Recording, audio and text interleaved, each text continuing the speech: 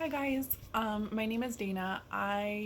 Have my own little channel here that normally I post stuff about like hair and makeup and things like that, but I wanted to make a quick little, like some quick little videos about pregnancy. Right now I'm currently 27 weeks. I'll be 28 on Monday, so today's Thursday. Anyways, 27, so 27 and a half weeks pregnant with a little girl.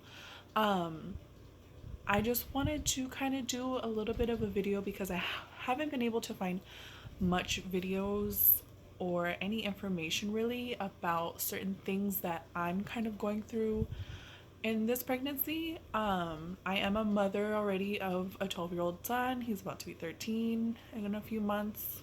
Kind of a big gap, I know. Um, but on my 20-week scan, we had like an anatomy scan, and so 7.5 weeks ago, in my 20-week scan, me and my husband found out I have what's called Velamentous Cord Insertion, also known as VCI. So what that means is that normally when like a normal pregnancy, if there is such thing as normal, what happens is the umbilical cord of the baby, you have the placenta, right? And the umbilical cord gets inserted into the middle of the placenta, and it just, baby sucks up all the nutrients and is perfectly fine. There's different, like there's marginal, there's the Velamentous, there's just a few other different ways. What Velamentous is it inserts into, so there's the sac that the baby is in. Sac is here, baby, placenta. The cord inserts into the sac, and it's the vessels of the cord are exposed. They don't have what's called Wharton's jelly to cover it. So the possibilities of her cord snapping are a little bit like they're heightened more. What happens in Velamentous cord insertion is that babies tend to be a little bit on the smaller side just because they're not getting all of the nutrients that they need from the placenta. So anyways, when I first found out, I of course was freaking out because it's like you don't ever want to hear anything that's abnormal or wrong. You're hoping and you're wishing for, a healthy baby. And when a doctor or somebody tells you, there's something not quite right, and by the way, it only happens to 1% of pregnancies, it's like, of course, of course it has to be me. The way that the doctor explained it to me, like went to go see a different doctor rather than my actual doctor to go do the anatomy scan. The way that doctor explained it to me, I mean, yeah, it made sense, but it was like he was very nonchalant about it, which I didn't really like, but whatever. So I had my anatomy scan on a Monday, and I didn't see my actual doctor until Wednesday. So it's like, even though, okay, yeah, I had only Tuesday in between. When a doctor or somebody tells you and explains it but doesn't go into detail and just says, oh, I'll see you in 8 weeks to make sure the baby is developing correctly. 10 minutes in a time span is like, feels like an eternity. I literally that night went home and cried myself to sleep because it's like, Google is the worst thing ever. If you have anything wrong in your life, don't Google it, because it'll say that you're dying, you're gonna die, you're already dead, something, don't Google it, because that's what I did, and that was the worst night. And then the next day, it's like I had to go to work, and I literally was just like, I don't want to be here. I don't want to be here. I want to be at home, crying myself to sleep. You think the worst, right? Finally, and then I saw my doctor on Wednesday, and I wasn't even supposed to see her. I was supposed to see her nurse practitioner, her her little nurse's aide to just kind of just do like a regular checkup, but she, saw that there was something wrong, and she came into the room and was like, so we had an exciting day on Monday. And I'm like, exciting? Like, no, I had like the worst day of my life on Monday. What are you talking about? And she was, she finally just sat me down and she really explained, like, she's like, I was able to take a look at it, and it's like literally centimeters away from the placenta. She goes, there's some people that it's like inches away, and there's some people that it's like the umbilical cord is inserted to the sac over here and the placenta is like way over here. And she goes, in that case, that's like, that's like super high risk, and that's when you need to worry. She goes, like, yours is like centimeters away. And I'm just like, of course. And so she just said, to eat a lot of protein, so that way, you just double up on your protein intake. Make sure you're constantly taking your vitamins, which I'm like on. Like, she goes, stay hydrated, which is really hard for me because I don't like water, but I try to drink, especially now it's the summer, I try to drink so much water. But yeah, stay hydrated. She did give me a limitation of not lifting anything more than 10 pounds. Just, I don't know, she doesn't want any strain on my back or my stomach. Losing my breath. What else did she say? She said that a vaginal birth would be like, it would be okay, that she's had a few other of her patients that have had this, and that they didn't like one or two of them, they didn't know that they had BCI until after birth, like when, the baby comes out and then, they pull on the cord to get the placenta out. Well, pull on the cord and then snap, and then, then it's like, oh no, because then baby could probably lose oxygen and blood that way. So, but anyway, she said, oh, you could do a vaginal birth, but I would highly recommend a C-section. And I'm just like, you can do whatever you want to me. If you need to cut me up into a million pieces to get her out healthy and safely, do whatever you need to do. Like, I don't care. So, she said, oh, well, we'll talk about it more when you get a little bit closer. So it's like, I've had some time to really think about it, and I for sure want to do C-section, because it's like, why would I even chance, having a vaginal birth? I had a vaginal birth with my son. He was about like a week and a half late after his due date. I had to get induced. I was in labor for 28 hours. They had to like cut me, and it's like, my son was really stubborn and did not want to come out. And like, even then I was in labor for, a day and a half. And, even then they were like, if he doesn't come out in a few hours, like, we're going to do C-section. So it's like, I'd rather not go through all of that. I'd rather just pick a day, do a C-section, and just get her out safely, and just, why not, right?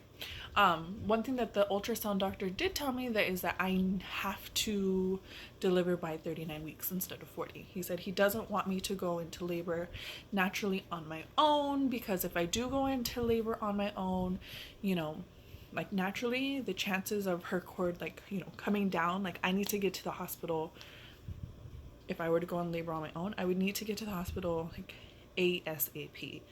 And the hospital that I'm going to deliver at, driving, is like 10-15 minutes away. So it's like, I would need to get there, like, no stop signs, like my husband literally speeding faster than the speed of light, and get there and just like get myself admitted and go. Because if she comes and my water breaks, like, I have minutes to get her out, I guess. So I'm like, yeah, C-section sounds pretty awesome. I can just, not awesome, but like, okay, cool, I can just walk in, here to have a baby, um, cut me up, take her out, sew me back up.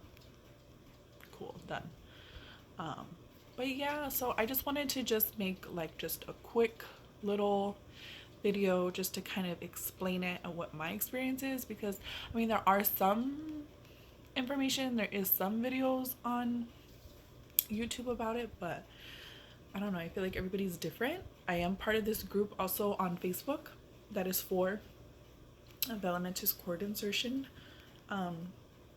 women that have it, and I feel like that is an amazing support group that I've found. You know, they're even, you know, even though there's, it only happens to 1% of pregnancies, it seems like it's becoming a little bit more common. Like, I'm like, oh my gosh, all these people have this. Like, cool, you know, I'm not alone.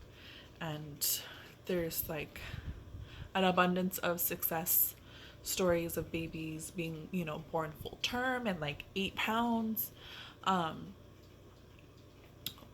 I chose to do a 3D 4D ultrasound on my own after I went to go do the anatomy scan, just because I wanted to just, for myself, just have a little bit more time to just kind of like see her development, see her face. So I did do that like 2 weeks after. So around 22 weeks, I went and did the 3D 4D ultrasound, and that ultrasound tech was like, well, you know, for you to be 22 weeks, like, she's a little small. And I'm like, yeah, well, here's the reason why, you know, like, this is because she's not getting all the nutrients she wants. And even that ultrasound tech was like, oh, okay, it makes sense. Well, we weren't able to get a really good like view of her face the first time, so then she told me to go back 2 weeks later. So I went back 2 weeks later. Then I was able to see like a really good, you know, vision of her, like a picture of her face, and she's moving around like crazy. And then she like measured her, and she's like, you know, she's still kind of measuring like 2 weeks behind. And I'm just like, yeah, well, you know, I'm not like, I'm not gonna worry myself over it. You know, it's just, if she's gonna be a small baby, she's gonna be a small baby. That's fine. My son was 8 pounds 12 ounces when he was born. He was a chunky baby. And it's like, you know, hey, as long as she is healthy and, you know, I can get her out and I can fatten her up that way, you know, if she's not getting what she needs from me now, at least I know when she comes out I can give her everything she needs so that I can fatten her up, just get her healthy. But so fat, like, I feel like I'm getting all the weight and I'm not giving anything to her. Sorry, mama. But yeah, I just wanted to make just a video just to let people know that you're not alone. There's, you know, many people that have the Velamentous cord insertion. There's people that have the marginal, where it's like it's connected to the placenta, but it's like connected to the side, not the center. There's also a thing called like vasa previa, where the placenta then goes towards your cervix. That's when it starts, that's when it gets really, really dangerous. So I also have to go and do ultrasounds. So I go and do another ultrasound. I'm gonna be 28 weeks on Monday. I go and I have another ultrasound on Monday with the anatomy scan doctor to check her growth and to make sure that the placenta is staying up high and it's not going near my cervix, because if it goes near the cervix, that's when it gets really, really dangerous. And I have seen like on the Facebook group, and I have seen a few like threads about it, like online, of women having to have an emergency C-section to take the baby out as early as like 27, 28 weeks, because the placenta goes towards the cervix, and it's like that's when it gets to be really, really dangerous, I guess, with the baby. I'm not 100% sure why. I'm just gonna, you know, like I said, I'm not a doctor, I don't know. So yeah, so I hope everything goes okay. I'll update you guys. I'll update you guys after Monday, and then I see my doctor the following, you know, next week on Thursday. So I'm really hoping that everything goes okay. She's kicking like crazy. Like she's like having a party inside all the time. Um so I know that she's, you know, she's getting big 'cause I'm getting big.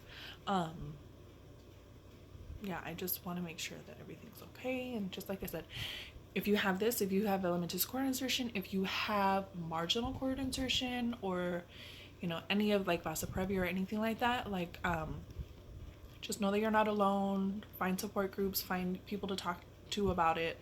Ask your doctors a lot of questions, because that's what they're there for. And if you are going back and forth between, you know, wanting a C-section or doing vaginally, just talk to your doctor about it. You know, me, I'm like, I don't want to chance her having her naturally, vaginally. I don't. I'm like dead set on the C-section. Like,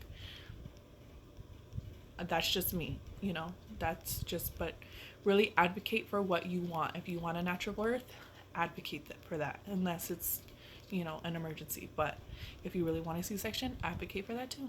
You know, it's your child, it's your life, it's your pregnancy, you know, just, but yeah. Anyways, I'm gonna end it here. So if you have any questions about